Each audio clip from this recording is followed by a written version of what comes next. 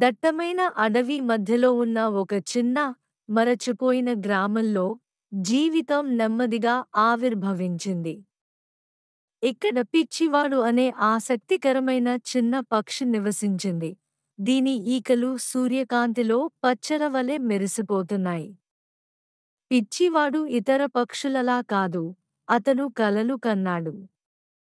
అడవి దాటి, గాలిలో గుసగుసలాడే భూములకు ఎగురుతుంది.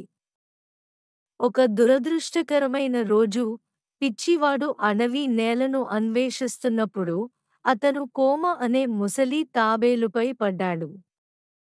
తాబేలు అనేక ఋతువులను చూసింది మరియు అడవి దాటి ప్రపంచ కథలను మోసుకెళ్ళింది. కోమా పిచ్చివాడుతో ఒక రహస్యాన్ని పంచుకున్నాడు. అతని పెంకులో ఒక మ్యాప్ చెక్కబడింది. ఈ మ్యాప్ కల్పిత ఆకాశ వృక్షానికి దారి తీస్తుందని, ఇక్కడ పక్షులు మునుపెన్నడూ లేనంత ఎత్తుకు ఎగరడం నేర్చుకుంటాయి. నిండు హృదయంతో పిచ్చివాడు తన ప్రయాణాన్ని ప్రారంభించాడు. నదులు, వర్షపు తుఫానులు మరియు చీకటి రాత్రులలో అతను పటం మరియు అతని లొంగని స్ఫూర్తితో మార్గనిర్దేశం చేశాడు. లెక్కలేనన్ని ప్రయత్నాల తర్వాత పిచ్చివాడు ఆకాశ వృక్షం యొక్క పునాదికి చేరుకున్నాడు. అది ఏ పర్వతం కంటే ఎత్తుగా ఉంది. దాని బంగారు ఆకులు నక్షత్రాల వలె మెరిసిపోతున్నాయి. గాలి మాయాజాలంతో మరియు అతని కంటే ముందు ప్రయాణం చేసిన వేలాది పక్షుల పాటలతో సందడి చేసింది. ఆకాశ వృక్షం పైభాగంలో పిచ్చివాడు బంగారు కొమ్మ అంచున నిలబడి ఉన్నాడు. అతని క్రింద అంతులేని ఆకాశం మరియు తెల్లవారుజామున రంగులతో చిత్రించిన హోరిజోన్ ఉంది.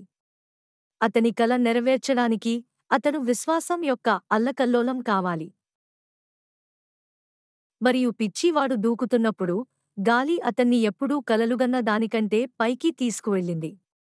ఎందుకంటే గమ్యం కాదు, దూకడానికి ధైర్యం అతనికి నిజంగా స్వేచ్ఛనిచ్చింది.